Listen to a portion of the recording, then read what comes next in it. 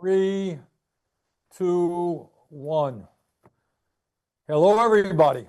And let me thank people throughout Vermont for joining Senator Welch and Congresswoman Ballant and myself to discuss the very serious crises facing our country today. I don't have to tell everybody that we're in the middle of a government shutdown. Let me briefly bore you with some Senate rules as to why we are where we are and how we best go forward.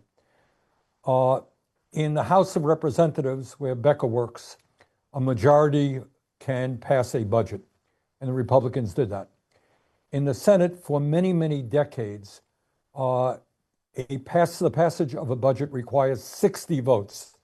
And the reason that that was put in place is to kind of bring about a bipartisan solution to the problem, input for both parties. Very rare that one party has 60 votes in the Senate, and that's the case right now. There are 53 people in the Republican caucus, 47 in the Democratic caucus. So to get 60 votes, there has to be discussion, negotiation.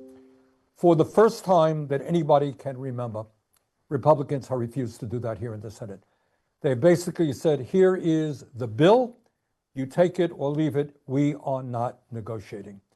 And to me, and I think everybody else in the Democratic caucus and the American people, that is not acceptable, not the way democracy is supposed to work.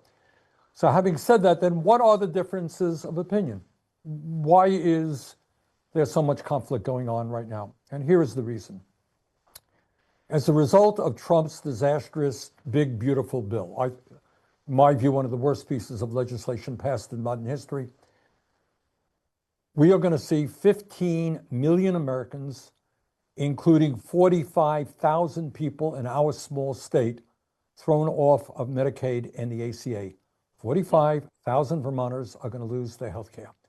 In addition to that, as a result of this legislation and the cuts back in tax credits for the Affordable Care Act, we are going to see as a nation over 20 million Americans seeing a doubling in their health insurance premiums. You heard that right. You can't afford health care right now. In Vermont, we're paying outrageously high cost, highest in the country perhaps. Take a look at what a doubling of health care premiums will mean. It'll be a disaster for families all over our state. And what Peter and Becker and I and many, many other people are saying, sorry, we cannot allow that to happen.